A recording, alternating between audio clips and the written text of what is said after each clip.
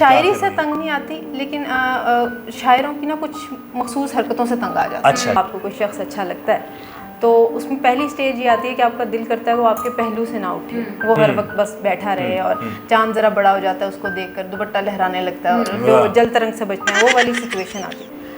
کہ کسی کے اچھے شعر کو اچھا نہ کہنا، فار ایگزامپل اچھا ہو لیکن ماننا نہ، اور ان کو لگے کہ یار یہ نہیں، میں اگر اس کو اچھا کہہ دوں گا تو یہ میرے لیے اچھی بات نہیں. پروفیشنل جیلسی ہے، سب میں ہوتی ہے.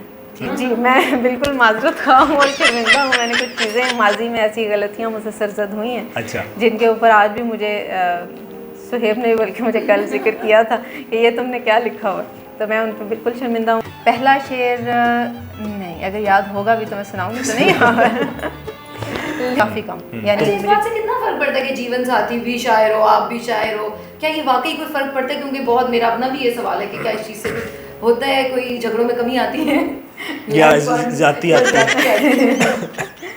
شاعری میں جھگڑا چل رہا ہوتا ہے ذرا اچھا نہیں، شاعری میں تو نہیں چل رہا ہوتا، جھگڑا تو ڈومیسٹک معاملات پہ چل رہا ہوتا ہے. اور میں کوشش کرتی ہوں کہ میں اس طرح نہ کروں، اتنا زیادہ میں پیار نہ دکھاؤں کہ اگلا تنگ ہی پڑ جائے گی، یار کیا بکواس.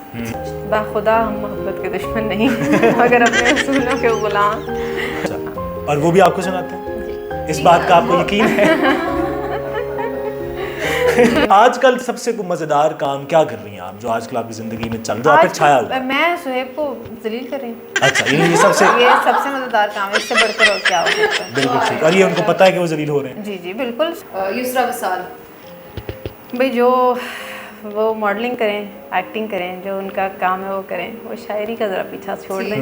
بھلے گھٹا کے یا پھر دھوپ کے اثر میں رہے، بھلے گھٹا کے یا پھر دھوپ کے اثر میں رہے، میری دعا ہے کہ ہر شخص اپنے گھر میں رہے.